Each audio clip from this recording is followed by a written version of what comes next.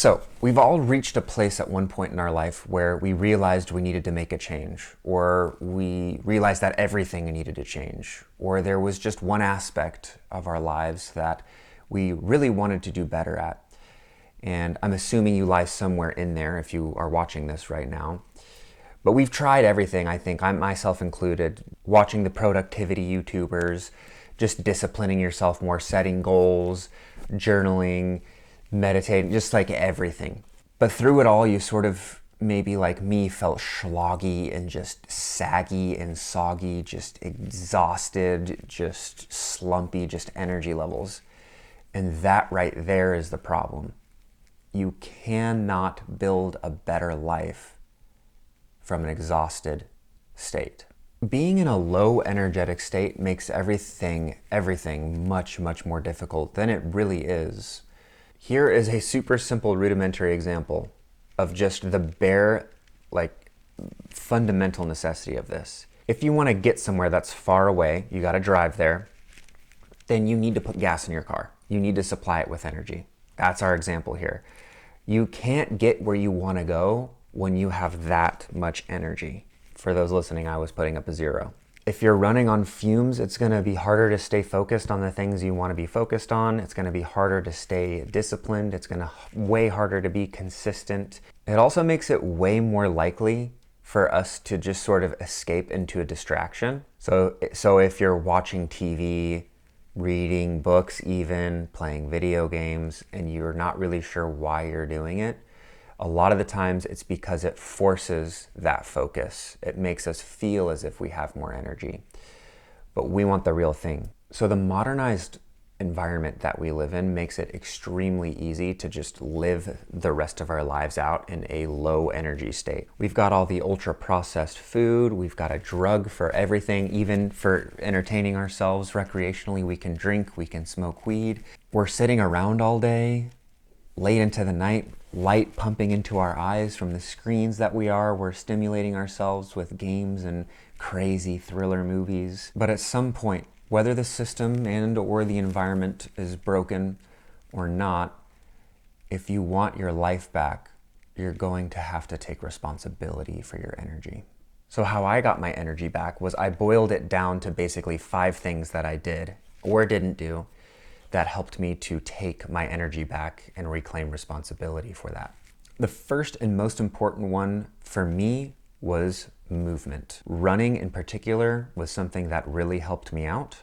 If you didn't know, working out and running has this effect of flushing cortisol out of your body. So if you do it in the beginning of the day, you're de-stressing before anything happens.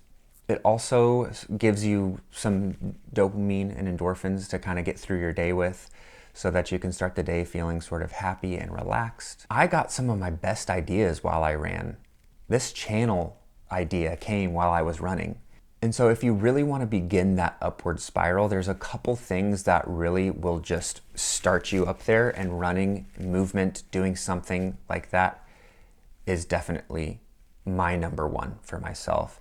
And you don't have to run if you don't like that, right? You can do an activity that gets your blood pumping that you think is fun. My brother does a lot of basketball. I love to longboard. My wife loves to rollerblade. You've got pickleball, everyone loves that. There's so many different things that you can do that are actually fun that will get you to be moving around. I didn't realize how important this was. I was gonna put this one at number 3, but this is absolutely number 2. It could even be number 1, and that is sleep. Now what's funny is a lot of these things that I'm about to say or have said, such as the running one, actually play into sleep. So sleep is one of the most important things that you can do to improve your general well-being and your level of energy. So if you have a low level quality of sleep, then basically you're going to spend your entire day exhausted. It doesn't really matter what you do. And the more you exercise, the more tired you get. This is why I said this really could be number 1, right? But there's so much out there on sleep. I don't have the science behind it. I just have the experience of it working out for me. And I'm going to come back to this and reference multiple times, this helped me with my sleep. And let me just first say, running helped me with my sleep. A lot of times at the end of the day, I would stay up really late because I wasn't tired. But when I would start my day with running, I would feel energized through the day. And then once I got home, I would feel very relaxed. And then I would get really tired at around the time that the sun went down, or when I really was probably a healthy time for me to go to bed. So running and sleep, or movement and sleep, directly came together, and they work in harmony like that for me. So let's go down to the next one. The third most important one to me in my mind is just having less psychoactive substances, having less substances. I went through a period of my life where I would drink and smoke a lot, cigarettes and weed. And I didn't really realize, and the moment that gave me energy, right? But I didn't really realize how in the long term it was draining me. I could genuinely just feel myself losing brain cells. I would actually double down on this one and say that there really isn't a great reason for anyone to be doing that super consistently. It's just one of those things that will just continue to damage you for forever if you let it. If you want to do that and you've had a difficult time trying to stop, what helped me was the Allen Carr books, ALENCARR. I believe that he has 2 R's at the end of his name. Specifically with alcohol, it wasn't really very difficult for me to quit weed because marijuana isn't anywhere really near the top of the most addictive substances that you can have. Although there are some addictive components to that, alcohol is much, much more addictive. And it's also something that runs in my family. It was alcohol addiction. That's how my mom actually passed away. And so I was extra weary about that, but it was hard to let go of. After I read The Easy Way to Control Alcohol by Allen Carr, I essentially never really, it wasn't that I didn't want to drink, I just didn't see the need to do it. I realized why I was doing it, and I realized that I didn't need that anymore.